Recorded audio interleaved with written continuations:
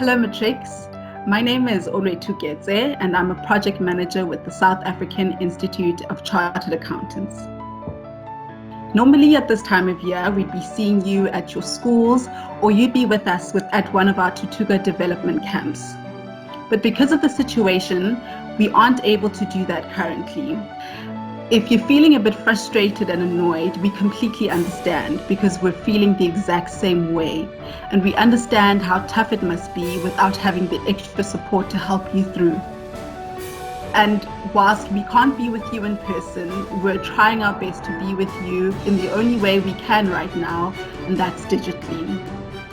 To help you with your matric revision, the team and I have reached out to some of our favorite educators to create a series of videos in the most common problematic topics that matrics struggle with. We hope that these videos are able to assist you and help you feel less alone during this time. All the best for your matric exams and good luck matric class of 2021. Welcome back to our second part of our series. Right, so please refer to this question over here from your pack. Right, so what we've got there is a parabola and a straight line.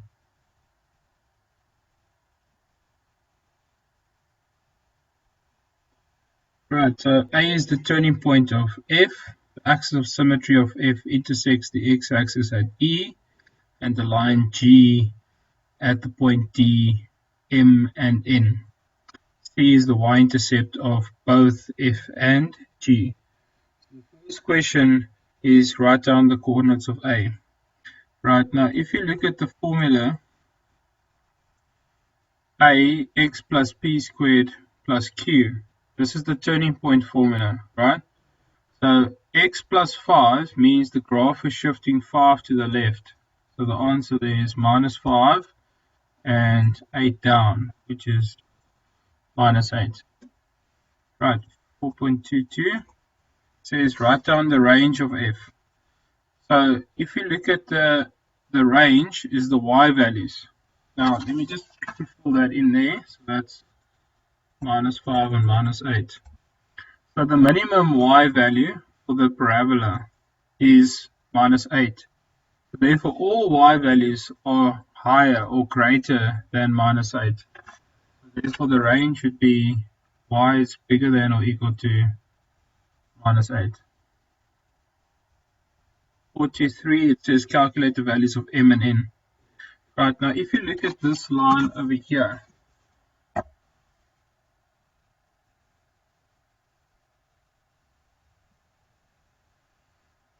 these x values are all the same, right? So all of these x values are minus 5. All of these x values are minus 5. So therefore the value of m is minus 5. Right, now if we have a look at the straight line, y equals half of x plus 9 over 2. What we've got there is the coordinates of D, which is minus 5 and n. In order to work out n, we need to replace x with minus 5. So y is replaced with n and x is replaced with minus 5. Right, so let's use the calculator. We've got half of minus 5 plus 9 over 2. Right, I got 2. So therefore the coordinates of D are minus 5 and 2. Right, calculate the area of OCDE. Okay, now there's lots of ways that you can work out the area of OCDE. Okay, so one of the ways is work out the area of the large triangle and then work out the area of the little triangle and subtract the big area and the small area, and that will give you the remaining area over here, right? Another way that you can do it is you can see that this is a trapezium, and you can just work out the area of a trapezium. So I think I'll go with the latter. So I'm going to work out the area of the trapezium over there. So the area of OCDE is half the perpendicular height multiplied by the sum of the two parallel lines. So it's going to be half the perpendicular height. Yeah, so let's see what the perpendicular height would be. That would be the perpendicular height there. So that length there is 5 units, because remember this is all minus 5. So that's 5 units. Now the sum of the two parallel lines. So these are the two parallel lines, this line and this line. Right, so you need this height, or this length, sorry, and you need that length. So that length is 2 units. That's what we worked out over there. Plus the length of O to C.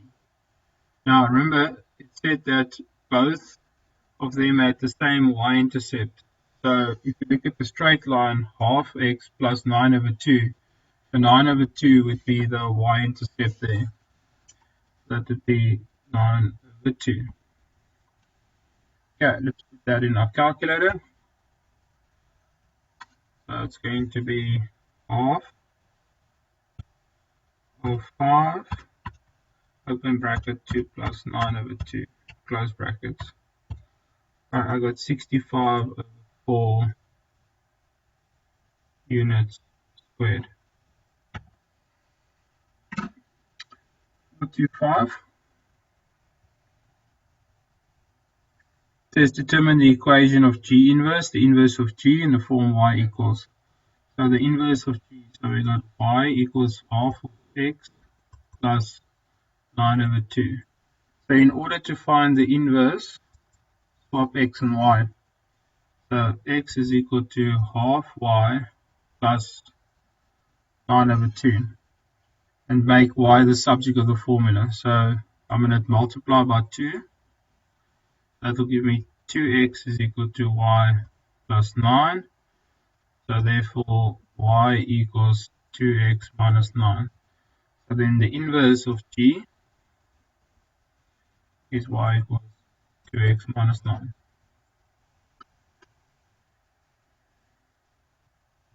46.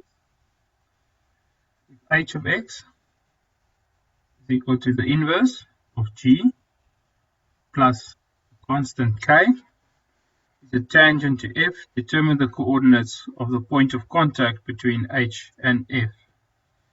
Right, so h would then be 2x minus 9 plus k. So the derivative of that would be 2, because the derivative of 2x is 2, the derivative of a constant is 0, and k is a constant which is also 0.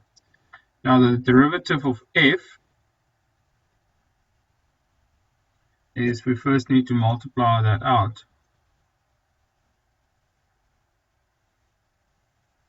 Okay, let's multiply that out.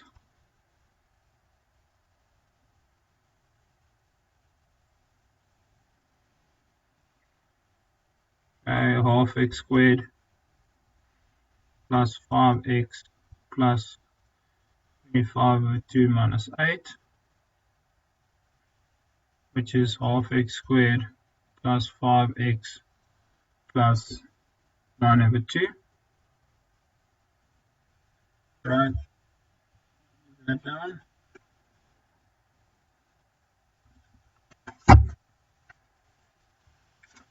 So then the derivative of f would then be 2 times a half, which is 1. The derivative of 5x is 5. So make the two gradients equal to one another. So 2 equals x plus 5. So therefore, the x value then would be minus 3. Once you've got the value of x, substitute back into the original equation. So f of x, let's write it down there, half x squared plus 5x plus 9 over 2. Replace x with minus 3.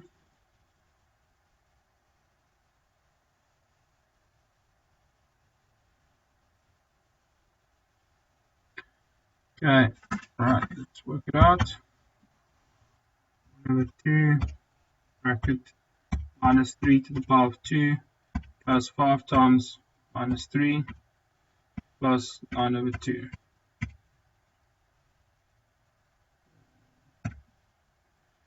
Minus 6. So therefore, the point of contact is minus 3 and minus 6. Alright, let's move over to the next equation, so to the next example. Once again, it's a parabola and a hyperbola. The previous one was a parabola and a straight line.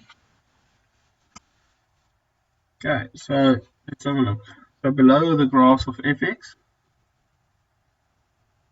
equal to x squared plus bx minus 3 and g of x I over x plus p. So here we got a parabola, and here we got a hyperbola. Right. So f has a turning point at point C and passes through the x-axis at 1 and 0. G is the y-intercept of both f and g. The graphs of f and g also intersect each other at E and J. The vertical asymptote of g passes through the x-intercept of f. The first question is write down the value of p. Okay. Now, if you look at the vertical asymptote over here, which is 1, which means that the vertical asymptote has moved 1 unit to the right. Okay. Now, if you want to move it 1 unit to the right, the value of p over there should be minus 1.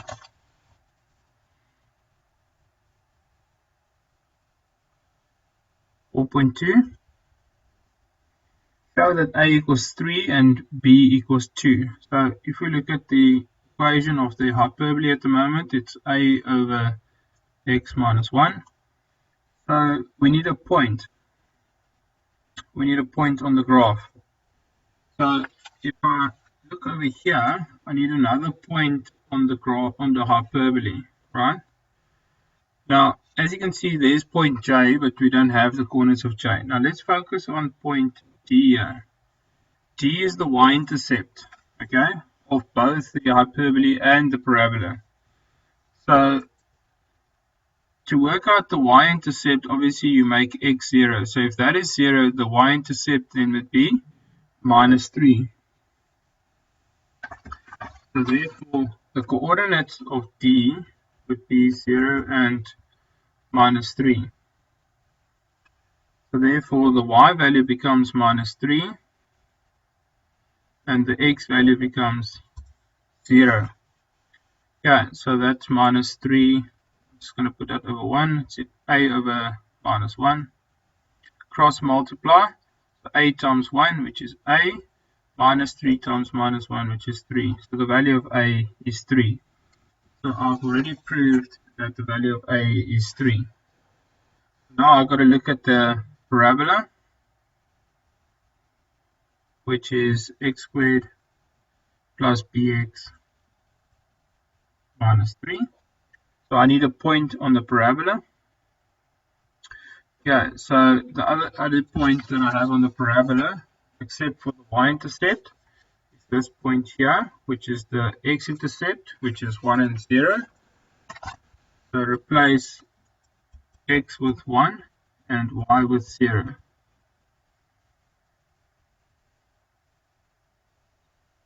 Right, so 0, that's 1 plus b minus 3. Okay, so that 1 minus 3 is minus 2, so therefore the value of b is 2. Right, so then we've proved that a equals 3 and b equals 2.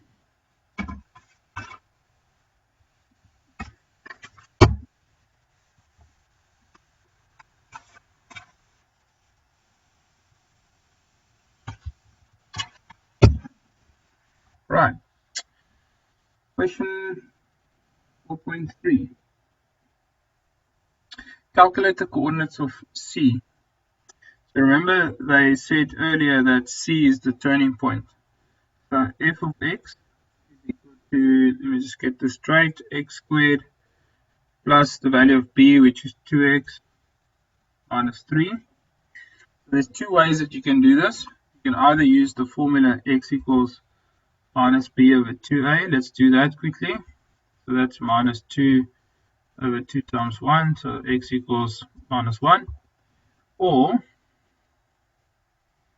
you can find the derivative, because remember at the turning point the derivative is equal to 0. So if I derive that, we're going to get 2x plus 2 equals 0.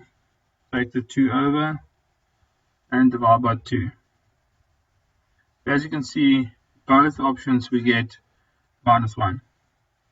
So what you do now is replace minus 1 back into the original equation. So it becomes f of minus 1 squared plus 2 times minus 1 minus 3. 1 minus 2 minus 3, and that becomes minus 4. So the coordinates of C are minus 1 and minus 4. Alright, next one, work out the range. That's more or less the same as the previous question. So C is minus 1 and minus 4.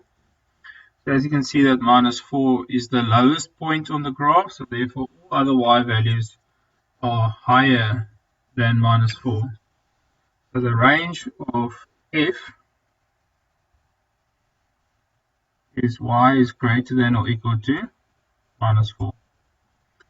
4.5. Determine the equation of a line through C that makes an angle of 45 degrees with the positive x-axis. Remember the inclination of a line, m equals tan theta. So m is equal to tan of 45, which is 1. So the equation of the line is y equals mx plus c, where the gradient is 1, and now a point C, which is minus 1 and minus 4. So therefore the y value is minus 4, the x value is minus 1, so C is minus 3. So y equals x minus 3. Right, 4.6. Is the straight line determined in 4.5 a tangent to f? Explain your answer. Well, if you look at the y-intercept there, which is 0 and minus 3, which is this line that they are speaking about there, right? Now you can see the y-intercept there is minus 3. Now if that's the case, it won't be a tangent because then it's passing through C and D. So therefore it's going through 2 points, and that can't be a tangent. So explain your answer. So no, it passes through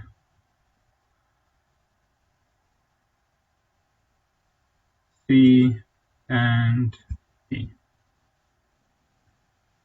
Remember, for it to be a tangent, it can only pass touch at 1 point.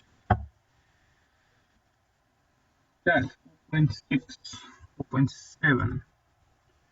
Okay, the function h of x is equal to f of m minus x plus q has only one x-intercept at x equals 0. Determine the values of m and q. Alright, now obviously m will move the graph left and right, and q will move the graph up or down, right? So what we got to do is we got to move this graph so that x becomes 0. So basically we got to move this turning point to be there, right? So what's going to happen is we're going to have to move the graph 1 unit to the right and 4 units up. Okay, so to get it there, we're going to move the graph 1 unit to the right and 4 units up. Alright, therefore the value of q has to be 4. Right, now the equation of the parabola currently is x squared plus 2x minus 3. Now, if you have f of m minus x,